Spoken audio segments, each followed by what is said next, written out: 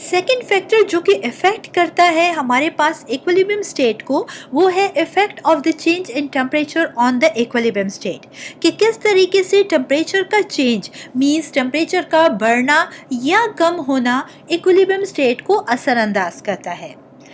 Friends, according to the Lee-Shatler's principle, when a system at equilibrium is disturbed by the change in temperature, the system moves in a direction so that the added heat is absorbed and restores equilibrium again. कि जब कभी किसी भी system को जो कि equilibrium में मौजूद होता है उसको टेम्परेचर के चेंज के ज़रिए डिस्टर्ब किया जाता है, तो याद रखें कि वो सिस्टम उस डायरेक्शन में मूव करेगा जहां पर वो एडेड हीट जो है एब्जॉर्ब हो जाए और दोबारा से इक्विलिब्रियम रीस्टोर हो जाए। डिस्कस करते हैं effect of the increase in temperature on the equilibrium state, कि किस तरीके से टेम्परेचर का जो इंक्रीज है वो इक्विलिब्रियम स्टेट को असरअंदाज करता है। क्या इंडस्ट्रियल प्रोडक्शन के लिए हमारे लिए बेनिफिशियल है या फिर हार्मफुल है। यहाँ पर एक एक्सोथर्मिक रिएक्शन हम लेते हैं, reactant A and B react कर रही है, प्रोडक्ट फॉर्मेशन हो रही है सी। ये एक एक्सोथर्मिक रिएक्शन है, मीन्स यहाँ पर हीट इवॉल्व हो रही है। ठीक है, जैसे ही हम टेम्परेचर बढ़ाएंगे तो टेम्परेचर के बढ़ाने के साथ ली शैटलर्स प्रिंसिपल हमें बताता है कि इक्विलिब्रियम डिस्टर्ब हो जाएगा, और जब इक्विलिब्रियम डिस्टर्ब हो जाएगा तो टेम्परेचर के इंक्रीज करने से तो ये सिस्टम मूव करेगा उस डायरेक्शन में जहाँ पर एडिड हीट जो होगी एब्जॉर्ब करेगा वो तेज़ी से, और इक्विलिब्रियम अगेन रीस्टोर हो सके ताकि। ठीक है, तो अब क्या होगा, जैसे ही टेम्परेचर को इंक्रीज करेंगे ये रिएक्शन मूव करेगा रिवर्स डायरेक्शन में, means rate of the reverse direction increase हो जाएगा ताकि ये एडिड हीट तेजी से एब्जॉर्ब हो सके और इक्विलिब्रियम अगेन रीस्टोर हो सके। फ्रेंड्स, याद रखें कि हमने एक्सोथर्मिक रिएक्शन में यहाँ पर टेम्परेचर की इंक्रीज के साथ देखा कि हमारे पास रिवर्स रिएक्शन जो है उसका रेट इंक्रीज हो गया। तो अगर इंडस्ट्रियल प्रोडक्शन की हम बात करें तो हमें ये बता रहा है कि इंडस्ट्रियल प्रोडक्शन में जब कभी हमारे पास एक्सोथर्मिक रिएक्शन हो तो उसके लिए टेम्परेचर का इंक्रीज करना फेवरेबल नहीं है, क्योंकि वो rate of the reverse reaction के स्पीड को स्पीड अप कर देगा। चलिए जानते हैं effect of the decrease in temperature on equilibrium state, कि किस तरीके से टेम्परेचर का डिक्रीज होना इक्विलिब्रियम स्टेट को असरअंदाज करेगा, और वो भी एक्सोथर्मिक रिएक्शन में। कंसीडर करते हैं अगेन एक जनरल रिएक्शन जहां पर reactant A and B combine हो रहे हैं और प्रोडक्ट फॉर्मेशन हो रही है सी। ये एक एक्सोथर्मिक रिएक्शन है, और याद रखें कि एक्सोथर्मिक रिएक्शन में हमेशा हीट इवॉल्व होती है।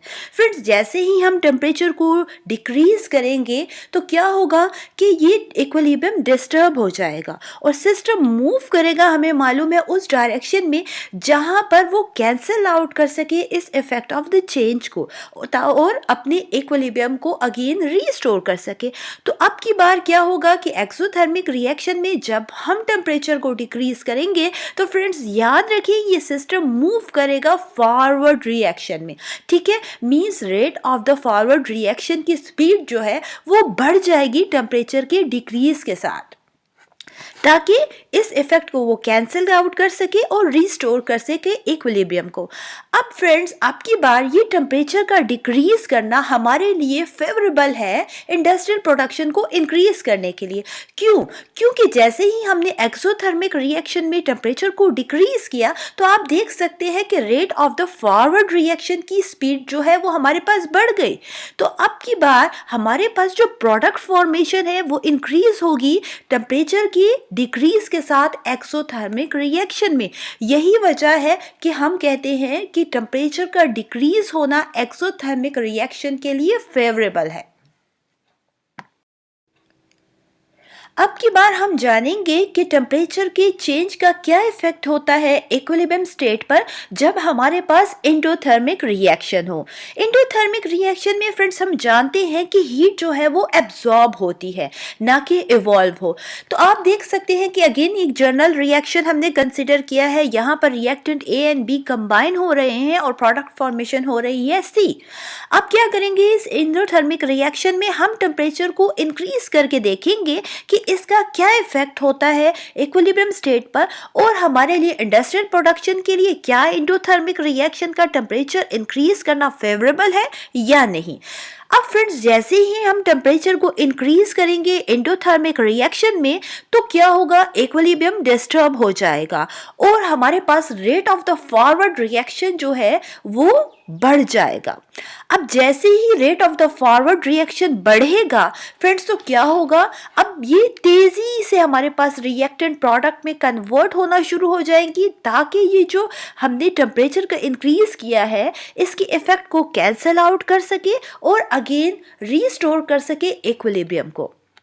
आप देख सकते हैं कि एंडोथर्मिक रिएक्शन में हमने जैसे ही टेम्परेचर इंक्रीज किया तो rate of the forward reaction जो है इसकी स्पीड बढ़ गई।